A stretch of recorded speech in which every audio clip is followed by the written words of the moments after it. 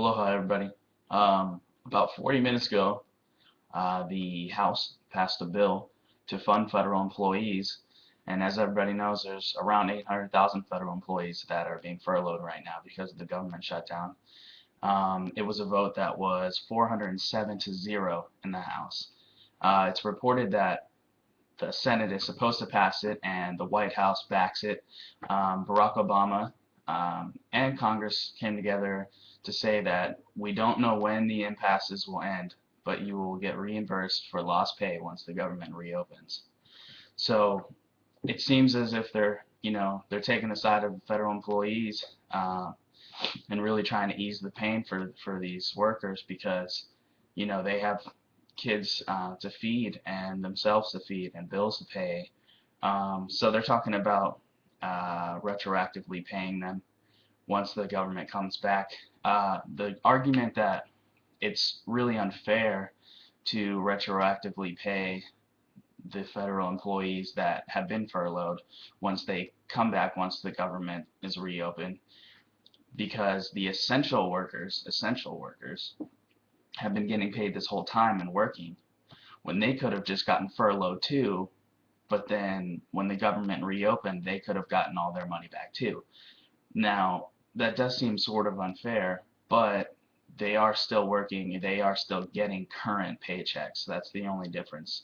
So, who knows how long this government shutdown is going to last.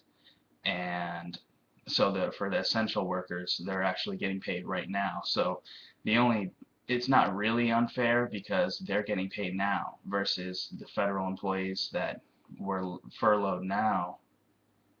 They don't know when they're going to get their next paycheck. And so I think that it's fair, but I don't think that these federal employees, they're grateful. They're definitely grateful. But I'm not sure about how, specifically the essential federal employees feel about this. I think I'd be grateful either way because if I was an essential employee, I'd be getting paid right now, and if I was a furloughed employee, I'd be getting paid once the government comes back. So, not that I'd want to work for the government anyways, because as you can tell, it's not guaranteed at all. But Representative Elijah Cummings from Maryland, he's a Democrat, said this is not their fault and they should not suffer as a result. And he also said that this bill is the least we should do. Our hardworking public servants should not become collateral damage in the political games and ideological wars that Republicans are waging. I mean, there's that whole blame game again that I really don't like to get into, but it's directly quoted from him. So, that was Representative Elijah Cummings, Democrat from Maryland. Steve Ellis from Taxpayers for Common Sense, which I will provide a link below for, he said that retroactively paying these 800,000 federal employees will ease the pain for them enough to make Congress and the White House comfortable with the government shutdown, which will in fact prolong the government shutdown because not so many people are pushing for them to end it because now they're getting paid.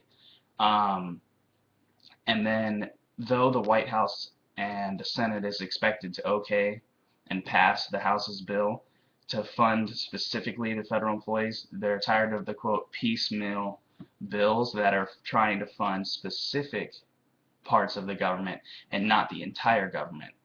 The White House does want the entire government to be funded and they want the debt ceiling to be raised, but then we go into now if we were to pass a bill that the White House wants, of course Obamacare is going to be included in that and the debt ceiling is going to be raised, and we can't be spending more money.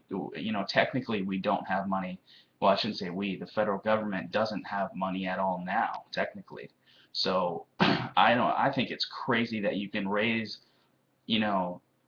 a debt ceiling which would allow you to spend more money that you don't have. So it's beyond me. But Steve Ellis from Taxpayers for Common Sense said that this bill demonstrates the stupidity of the shutdown. What do you think? Let me know.